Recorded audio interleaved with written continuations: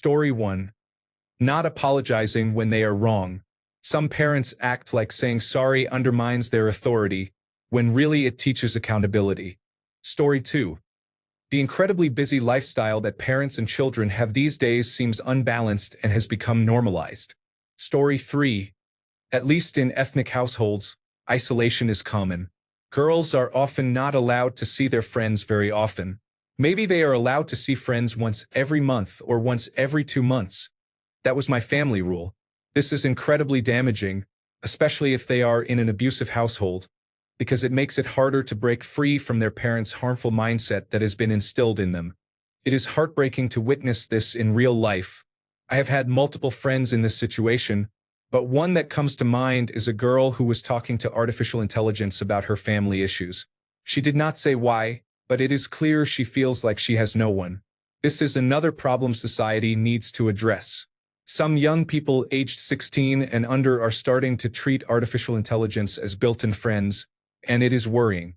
This observation comes from a young person. Story 4. As a kindergarten teacher, I am amazed at how many times I am the first person to tell a child no in their life.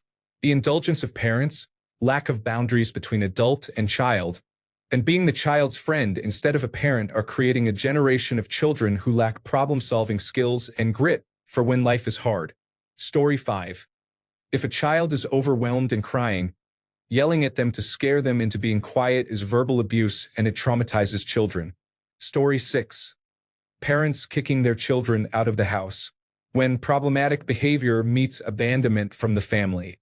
I am an addictions counselor, and I can tell you where many of those individuals end up. Story 7.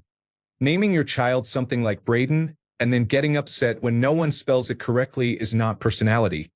It is creating a spelling difficulty in the future. Story 8. Pushing the narrative that children owe their parents for clothing, feeding, and housing, which are basic needs, even though the child did not choose to be here. Additionally, expecting that the child will take care of the parents in old age in exchange for care received when young is a transactional view of parenting that seems bizarre to me. Story 9-1. Focusing solely on your child processing their own emotions when they have done something wrong or acted out. Your child needs to know that their actions affect other people and that everything is not about them. 2. It is okay for your child to get in trouble within reason. The world is not attacking them or you. It is just part of your child learning and growing up. Story 10. Teaching children by any means necessary that parents and authority figures have absolute control over them. Story 11. Not limiting phone and computer use in older children can cause problems. As a middle school teacher, I have often heard, "I just can't get him or her to go to bed because they are on their phone all night." Or, "They won't do homework because they just want to play video games." Friends, parental controls exist for a reason. Put them on your child's devices and have consequences if they bypass them. Require your child to give you the phone at night. Limit screen time. Many parents seem to think that once a child has a device, all control goes out the window. Story 12. Do as I say, not as I do. Well, how confusing. I think it's becoming well known, but every person old enough to have read it probably knows the phrase. Mom screams at me to stop screaming. Dad spanks me because I hit my brother. Mom tells me not to disrespect my fat, useless father. While lighting a cigarette, Dad tells me not to smoke at 13. Kids are sponges. Words mean nothing if Mom and Dad can't at least pretend to believe in what they want us to accept.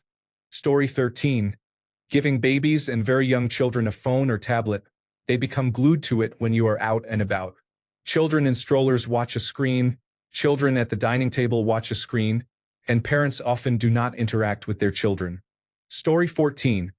Not having a consistent sleep schedule can be problematic. Sleep is incredibly important for everyone, and children need to learn how to relax, fall asleep, and get enough rest.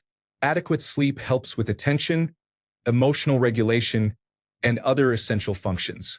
Story 15. Every study conducted has proven repeatedly that there are no positive effects of spanking, only negative ones.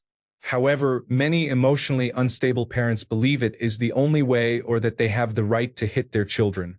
Hopefully, they receive the same care they expect in their old age. Story 16. A long time ago, I was a behavior specialist working with children with developmental delays and severe behavior problems. I visited children in private homes, schools, and group homes. I observed poor parenting in many of the homes these children came from. However, I noticed almost as much poor parenting in the homes of my friends and neighbors with children who were basically normal. Because of that, I am quite forgiving of parents. Story 17. When a boy hits puberty and experiences a growth spurt, parents often stop setting boundaries. They say, well, he's big now. Going out until 3 a.m. is okay. This happens because the parents are looking up at him now. Meanwhile, a boy the same age at school who hasn't hit puberty still has the same rules at home. There is still a child inside that new body. He has a lot of maturing to do. He still needs a curfew, chores to build life skills, hugs, and open communication. Story 18. Yelling and saying, because I said so. One of these teaches children an improper way to handle emotions. The other teaches them nothing except that rules are dumb and no reasoning whatsoever. Story 19. Basically making a child feel bad for crying or having any emotions that the parent deems annoying. Quit crying, you look like a baby or girl. Whining won't get you anywhere. You don't get anything until you stop the tears. Things like that. Story 20. Stranger danger. Absolutely discuss preventative measures to avoid being kidnapped, but emphasizing to children that every stranger is a potential threat damages their connection to the community. 99 out of 100 people on the street would help before they would harm. Story 21. Creating taboo topics of conversation. A child should be able to bring up anything with their parent without fear of retribution or judgment, as this is how you raise a liar and create fractures in the parent-child relationship. Story 22. I'm a waiter, and the number of people I see sitting down at a restaurant and immediately setting up a tablet with a television show in front of a baby just makes me sad and angry. Those poor kids don't even stand a chance. Story 23. Parents need to socialize, but that does not mean having 4 India Pale Alesh at a brewery while your baby gets sunburned. Story 24. Not listening to children. When they are exhibiting behavior that causes problems or say things that do not make sense to you, it is important to validate their emotions and try to understand their perspective.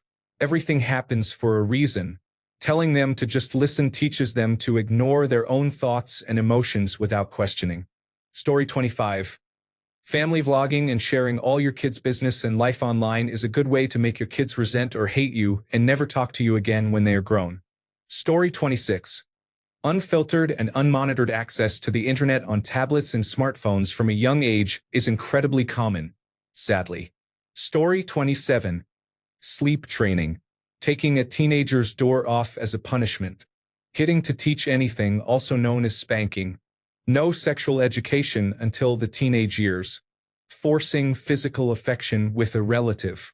Story 28. Guilting children into living the life the parent wanted. Forcing them to play sports day and night, knowing that they are not getting a scholarship, or maybe they do not want to go to college but you want to keep them busy. Gross. Story 29. Not letting teenagers date or learn how to have a healthy romantic relationship is not advisable. Establish rules and keep track, of course, but the whole dad with a shotgun attitude is harmful and leads to young adults who do not know how to be in a good relationship. Story 30. I am not sure how common this is, but I personally see this a lot. Extending authority to other family members, such as allowing aunts and uncles to discipline children. Story 31. Talking your children down or complaining about them to other people when they are standing right there and can hear everything. I am so confused by this. It makes me very uncomfortable. Story 32. Not disciplining their children. Letting them rule the roost. Defending their children when they are clearly in the wrong. Not teaching them manners. Story 33. Not saying no. Never apologizing to your child. Giving handheld electronics instead of engaging with them. Story 34. When children are misbehaving, people often say, the police officer will come and take you to jail. No, children should be able to trust police officers because they are the ones to go to in an emergency. In my reception area, some say, the lady will tell you off. No, I will not. Parents should take responsibility for their own children. Story 35. Not teaching them certain things but then getting angry that they do not understand how to do those things? That is your fault. You created this problem. Also, never being home.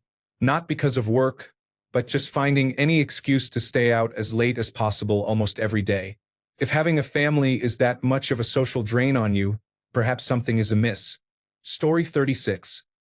My sister and her husband keep their children busy with activities almost every day of the year. Sometimes they have multiple activities on the same day. This has been the case since their oldest child was in preschool, and he has just graduated. Their life revolves around work and supporting the children in sports and other activities, and it is relentless. Story 37. Parents often think parent is just a noun, but it is also a verb. Children cannot teach themselves. They depend on adults for guidance and security. Story 38. Discouraging your child from playing with any toy they want or painting their nails when they are a boy is an example. No harm is done until you become upset with them for it. Story 39. Your children are not your best friends. They should not view you as their best friend, and you should not view them as yours. Being a role model, hero, and mentor are one thing. Being a best friend implies equality. Story 40. I always felt that saying, "Your life does not have to change after having a baby," was damaging. While I agree that adults should be able to continue living their lives, part of your life should now be devoted to your children, making sure they get into bed on time and similar responsibilities. I once knew a couple with 6 children, and when my church group went out for events, they would come. However, sometimes we would go out to eat and stay at restaurants until 2 or 3 in the morning. There were little girls falling asleep at the Waffle House, clearly miserable, or babies screaming because they were overstimulated. I tried not to judge, but the concept of continuing with your life as normal seemed very selfish, especially on school nights. Story 41. Passing on their negative beliefs to their children. We had an election recently in my country, and my sibling sent me a message allegedly from their child saying not to vote for a certain person because they are a puppet for China. The child was 9 at the time. They are intelligent but not enough to have that kind of political opinion. We also do not vote for the leader of the country. That particular candidate is branded as a liberal but is actually a fiscal conservative liberal. Story 42. This is going to be niche and petty because I guarantee all the major ones have been covered multiple times by now. But parents not having kids handle their own money. When I worked retail at a toy store, easily 1/3 of my customers were kids buying items on their own. It was a good lesson in math, learning how money worked, budgeting, and so on. This works best if the child is using cash because they can physically see it leaving their hands and receiving smaller amounts back. Some kids used debit cards, usually when they were in their teens, once they had more of a handle on money. Many parents set up bank accounts for their young children, put their allowance in that account, and held on to their children's debit cards. They would go to the store to spend their money, but the child was not actually doing it. The parents were the ones at the register while the child played in the store. "Remember, Timmy, this is your money I am using," the parent would say. "Okay," Timmy would reply, completely disinterested as he looked at a whoopee cushion, really not sure what the parents thought they were teaching their children there. Story 43. Parents who have believed vaccine hoaxes are playing with their children's lives. There is no scientific proof that vaccines cause autism. Measles and mumps were nearly eradicated. Polio is making a comeback. People who have had these illnesses say it was not so bad.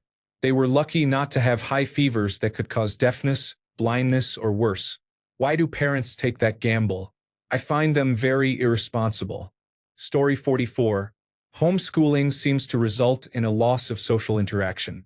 Additionally, how can one parent effectively teach high school subjects such as English, geography, mathematics, and biology? Story 45. Allowing your toddler to watch cartoons on your iPhone while out for a walk in the stroller. Allowing your child to watch Peppa Pig at full volume on an iPad while at a cafe. Story 46.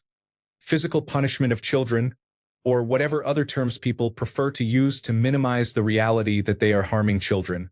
Story 47. allowing children to interrupt adult conversations to talk nonsense.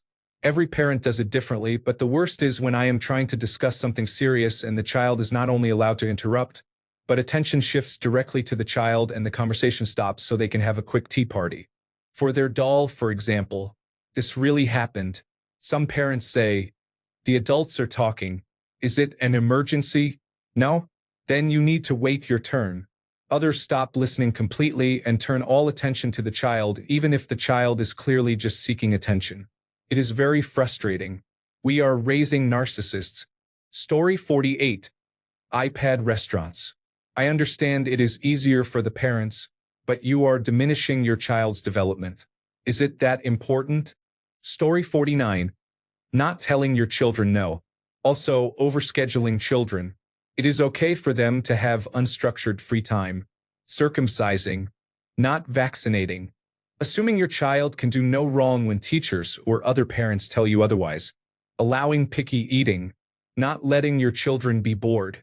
Story 50. Giving young children phones or tablets is concerning. Seeing a 1-year-old in a stroller staring at a video like a zombie is distressing. It is upsetting. Story 51. If you say something like, "Because I said so," you do not really have a good reason not to let the child do it, or you do not have the ability to explain why it is not a good idea. Story 52. Taking an expensive, important device that you might go back home for if you forget it, and handing it to a child because they are slightly bored in public is not ideal. First, a steady stream of passive entertainment is not good for a developing brain. Second, this teaches children that being entertained is the most important thing. I have heard about children using tablets when they get to school, and it becomes a huge struggle for them. They act out because they have never learned how to be bored. If parents give their child a device, please put it on something like Mr. Rogers that has a realistic pace. Teachers do not have musical tracks in the background, talking animal friends, or bright flashing colors. Story 53. Using chores as punishment is a great way to raise a slob. I am living evidence of that.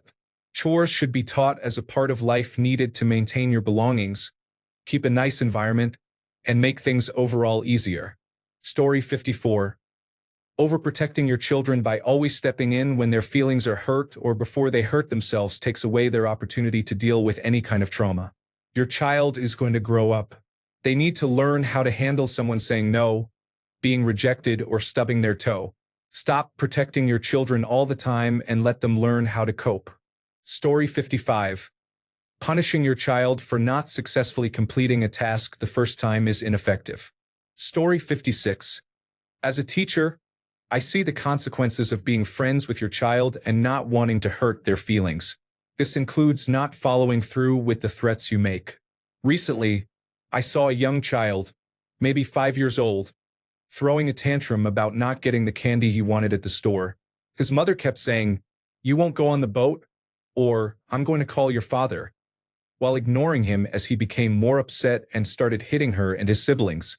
You have to tell children, if you keep doing this, there will be a consequence. And then you must follow through, even if it is inconvenient or affects your plans. If you make empty threats, they learn they can get away with anything or throw a fit until you give in. Story 57.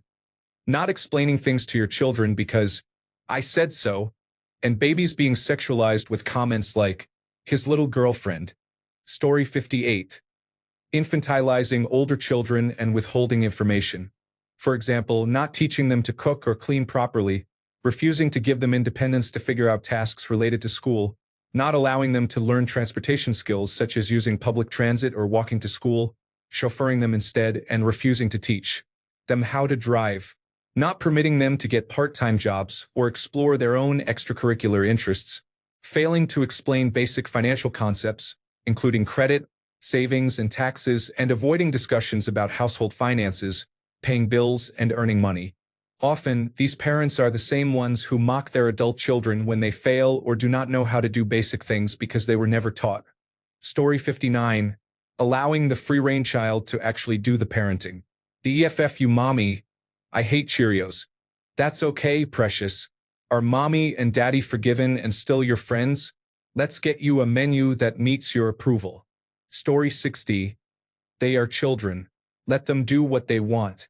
I am amazed at how many parents say this when their children misbehave, demand, or throw tantrums. There is zero discipline, just toxic love. Story 61. Putting your children in so many activities that the family is constantly on the run and nobody ever gets downtime. It is simply exhausting to wear children out at such a young age. Story 62. Unregulated access to the internet at a very young age. Elementary-age children with cell phones without any controls. Story 63. Not listening to others when they express concern about their child. I have known multiple parents who pulled their children out of school because the school suggested they needed help, either with behavioral issues or academic assistance. I had a friend in elementary school whose parents pulled her and her younger brother out of the public school and sent them to a local private school because they did not like how the children were being treated.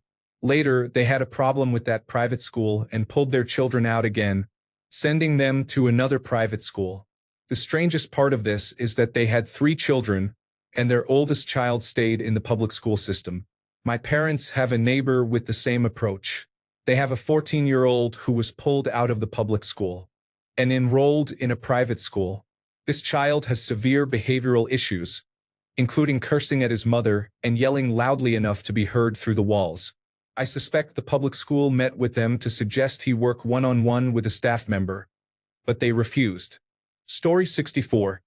The extreme helicopter parents we have today do not allow children to do anything or go anywhere outside of the parent's sight or control. Story 65. Way overscheduling your children, not allowing them any downtime or, God forbid, be bored and have to figure things out. Story 66. Telling children or teenagers that their dream career is too risky and that they should pursue something else because their parents decide it offers higher status, more money, or stability is harmful. People should be able to choose what they are interested in and motivated by. The best way to kill someone's productivity or cause burnout is to be negative, discourage them from what motivates them, and put immense pressure on them to do something they dislike or do not care about for 8 hours a day. Story 67. Yelling frequently and not speaking to children with kindness is very damaging. It makes a child feel unloved. Story 68. Public shaming. Mistakes and behavioral issues and their consequences do not need to be broadcast on social media for everyone to see and remain as a permanent record. Story 69. Turning everything the child does into a chore or lesson is not allowed. They should be able to do things for the simple pleasure of doing them. It should not always be tied to shaping them into the kind of person their parents want them to be. Story 70. It is important to take your child's ideas seriously and show them that they are valuable. Of course, often when they are very young, they are wrong because they have little knowledge yet. Still, sometimes they are right, creative, and novel because they have little world knowledge and are not burdened by outdated information. Either way, show them that their thoughts are valuable. Story 71. One parenting choice I have always found a bit bizarre and potentially damaging is overpraising children for every little thing they do. For example, telling them "good job" for putting on their shoes or finishing a sandwich. I understand that it comes from a place of love and a desire to build confidence, but it can backfire.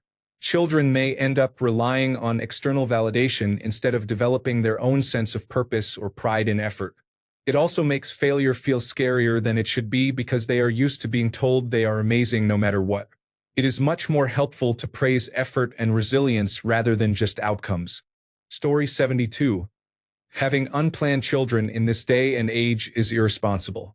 Additionally, parents indoctrinating their children into their religion is, in my opinion, a form of socially accepted child abuse. Story 73. Bribing your child when you are going to do the action regardless of the outcome. If you let the nurse give you the injection, I will get you McDonald's. You will get the child McDonald's anyway, regardless of if the child resists and says no. Story 74. Assuming that once a child reaches middle school, they should be able to navigate life choices, educational decisions, and relationship decisions on their own.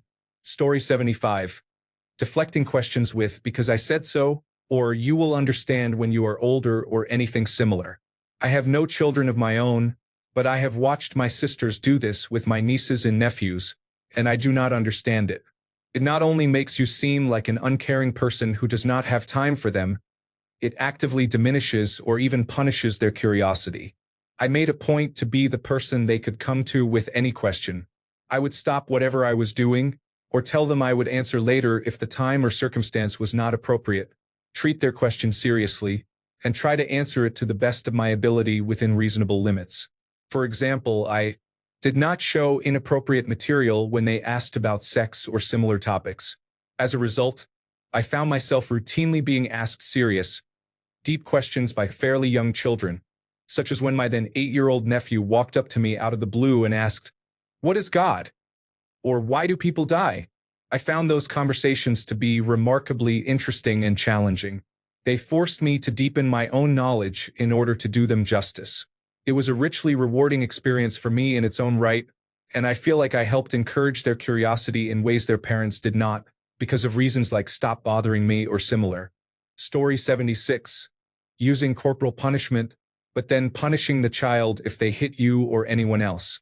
It is okay for us to hit you because we love you and it is for your own good, but you are not allowed to do the same. Story 77. There are millions of parenting books on every aspect of raising children, from broad topics to specific situations. If you cannot be bothered with that, there are millions more online resources. Yet, a staggering number of parents simply shrug their shoulders and do whatever poor parenting choice appeals to them in the moment. Story 78. Not apologizing or saying, "Because I said so." Teaching your children to blindly follow instructions or orders without explaining why they need to do something has always bothered me.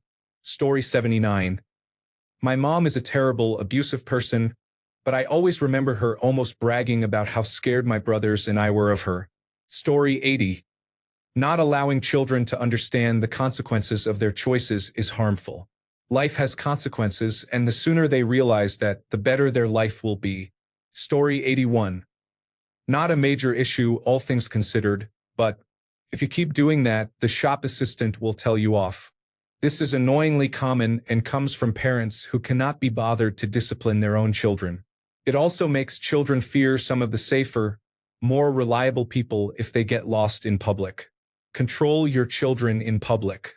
Do not shift your responsibility onto a random teenage worker because you are too lazy to parent. Story 82. Shouting at a child instead of talking to them. From my own experience, during difficult times, my mother and sister made fun of me, jokingly asking, "Do you want to take antidepressants?" As an adult with a child of my own, there are many things I will not allow, nor will I let my mother give input because of how poorly she behaved. I also come from a household where, when you make a mistake, she calls everyone and talks about it all day on the phone as if I am not even there. It feels like, "Yes, I am talking about you. What are you going to do about it?" Story 83. When I was a teenager, I wasn't really allowed to express myself through music taste and clothes such as goth style and metal music, because it would be considered a phase anyway, and people would look at me funny. No one would hire me. When I was allowed to wear a bit more, my mother kept telling me to behave normally and act like a regular kid every single time. I am 31 now and still embracing my gothic style as a nurse, still enjoying metal music. Not a phase, I guess. I have always found it odd that parents don't let their children figure out who they really are. I understand not letting your 13-year-old wear corsets, for example, but at least let them experiment a little. Don't clip your children's wings. Story 84. This might seem like common sense, but it is really something that people think is beneficial, hitting their children. My mother never hit me or my siblings, and I know very well the consequences of my actions. When you discipline without violence, children learn to think through their actions rather than just avoid punishment. Hitting teaches them, "Do not get caught," instead of, "This was wrong and here's why." Positive discipline helps them build internal motivation and accountability, which lasts longer than fear-based obedience. Story 85. Feeding infants and toddlers junk food is harmful. Sugar activates the same parts of the brain that fuel addiction. Giving sugar to a child who does not understand moderation is cruel, in my opinion. There are many ways to give treats while avoiding junk food.